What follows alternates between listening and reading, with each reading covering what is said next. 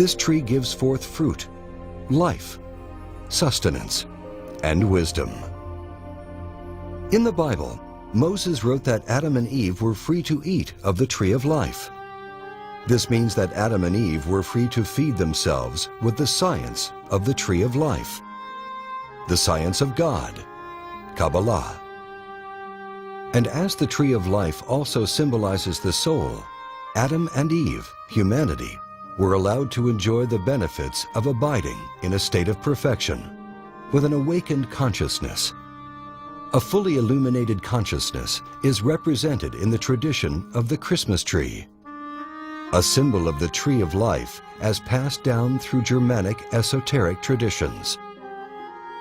Possessing an illuminated tree of life within means that one's inner senses are fully opened and active, providing a direct relationship with God. Of this tree, Adam and Eve could freely eat. But there existed another tree in Eden, the tree of knowledge. And Jehovah Elohim commanded the man, saying, "Of every tree of the garden you are free to eat, but as for the tree of knowledge of good and evil, you must not eat of it. For in the day that you eat of it, you shall surely die."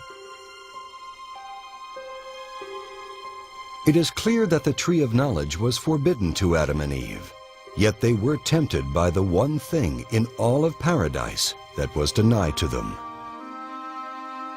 Knowledge in Greek is gnosis, and in Hebrew, da'at.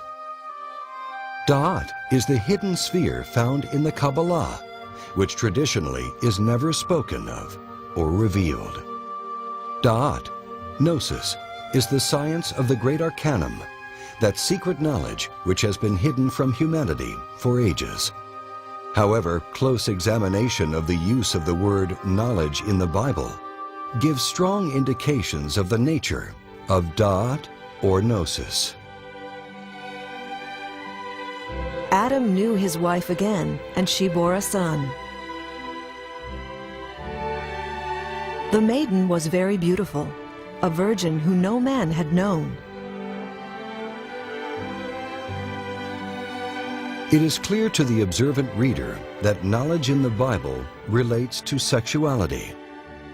Hence, the tree of knowledge, da'at, gnosis, is a direct reference to sexuality. What then is the purpose of this reference to sex and its role in the fate of Adam and Eve?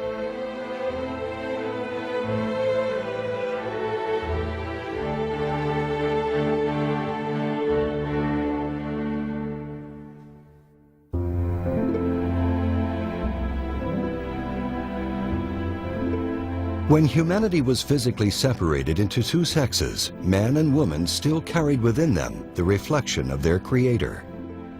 Thus, within every male, there still exists a female aspect, and within every woman exists a male aspect. By this level of meaning, Adam and Eve symbolize the subtle energetic physiology of the individual. Adam and Eve as polarized energy are represented in the ancient symbol of the caduceus. Popularly associated to the Greek god Hermes, the symbol of the caduceus is actually visible in the records of countless ancient cultures from around the world.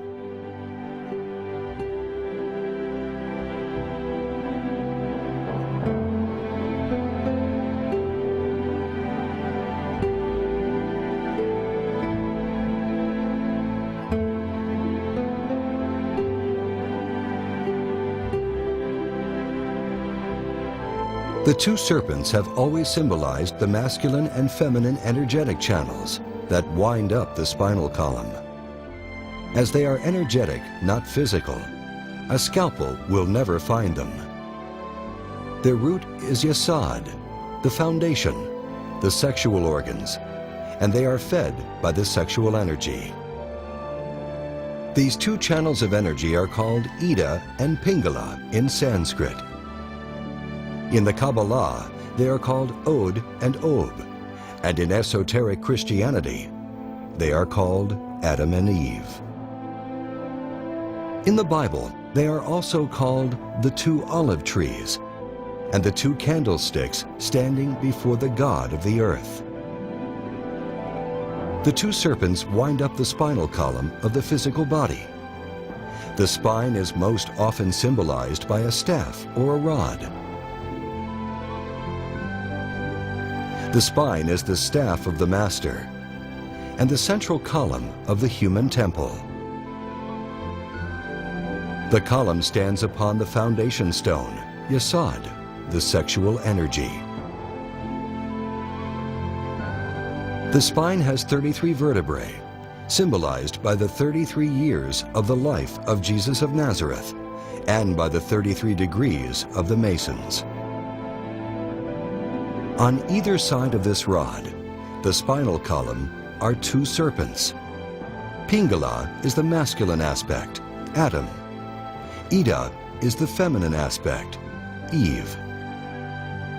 It is the energy of Eve in our psyche that pushes for procreation. When Eve is tempted to eat the fruit of the tree of knowledge, this is a symbol of humanity desiring the fruit of sexuality, children. Until this time, humanity was not allowed to have children on their own. They were not allowed to eat that fruit. And the serpent said to the woman, "You are not going to die, but the Elohim know that as soon as you eat of it, your eyes will be opened, and you will be like divine beings who know good and bad." Tempted by the serpent, human beings chose to procreate of their own will. In their innocence, however, they did not realize that the laws they were given were for their own good. Learning to procreate without the guidance of the Elohim led to the discovery of the orgasm.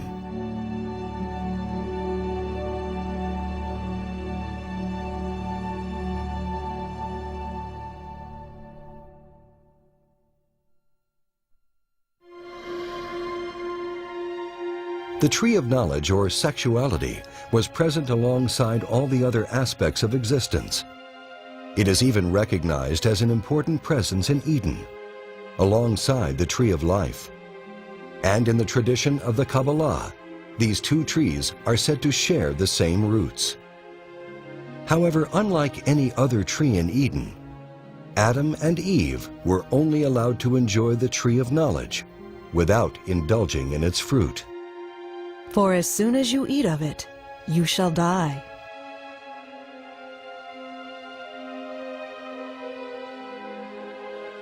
While in Eden, Adam and Eve only knew divinity and innocence, and thus inherently respected the laws of creation. In their innocence, they were ignorant of the consequences of indulging in the fruit of sexuality.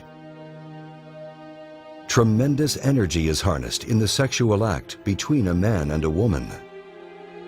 It is in this coitus that humanity has the God-given capacity to create. Man is the active force, the reflection of God the Father. Woman as the receptive force, the reflection of God the Mother. And sex as the force that brings them together. These are the three forces that give rise to all of creation, and this is the foundation of the universal symbol of the Trinity.